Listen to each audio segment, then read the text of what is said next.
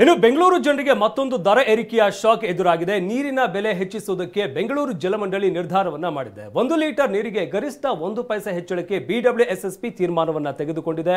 8000 litre ಒಳಗಿನ ನೀರು ಸಂಪರ್ಕಕ್ಕೆ 0.15 ಪೈಸೆ ಹೆಚ್ಚಳವನ್ನ ಮಾಡಲಾಗುತ್ತೆ. ಹಾಗೆ 8 ರಿಂದ 25000 ಲೀಟರ್ ನೀರು ಸಂಪರ್ಕಕ್ಕೆ 0.40 ಪೈಸೆ ಏರಿಕೆಯನ್ನು ಮಾಡಲಾಗುತ್ತೆ. ಹಾಗೆ 25000 ದಿಂದ 55000 ಲೀಟರ್ ನೀರು ಸಂಪರ್ಕಕ್ಕೆ 0.80 ಪೈಸೆ ಹೆಚ್ಚಳವನ್ನ ಮಾಡಲಾಗುತ್ತೆ.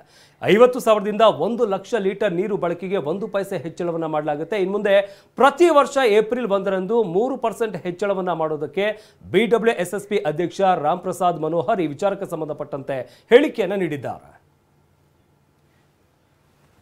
ದರದ ಏರಿಕೆಯಿಂದಾಗಿ ಮತ್ತೆ ಬರೆ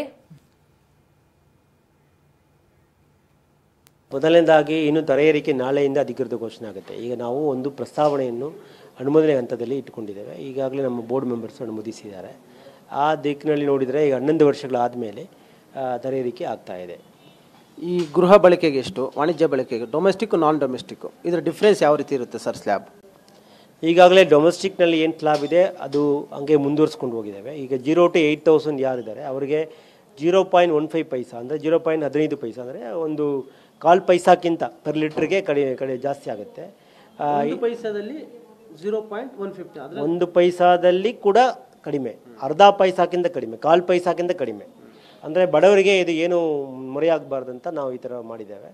so 0.15 paisa per litre 8000 ಲೀಟ್ರ್ವರೆಗೆ, 8000 to 25,000 ಅವರಿಗೆ 0.30 ಪೈಸಾ ಮಾಡಿದ್ದೇವೆ. ಅದಲ್ಲದೆ 25,000 ಮೇಲೆ ಇರುವವರಿಗೆ 0.50 ಪೈಸಾ ಆಗುತ್ತೆ. ಆ ಥರ ಅಪ್ ಟು 50,000ವರೆಗೆ 50,000 ಆ್ಯಂಡ್ ಎಬೋವ್ ಇರುವವರಿಗೆ ಮಾತ್ರ 1 ಪೈಸಾ ಪರ್ ಲೀಟ್ರು ಇನ್ಕ್ರೀಸ್ ಆಗುತ್ತೆ. ಅಂದರೆ ಹೆಚ್ಚುವರಿಯಾಗಿ ಯಾರು ಕನ್ಸ್ಯೂಮ್ ಮಾಡ್ತಾರೆ ಅವರಿಗೆ 1 ಪೈಸಾ ಪರ್ ಲೀಟ್ರ್ ಆಗುತ್ತೆ.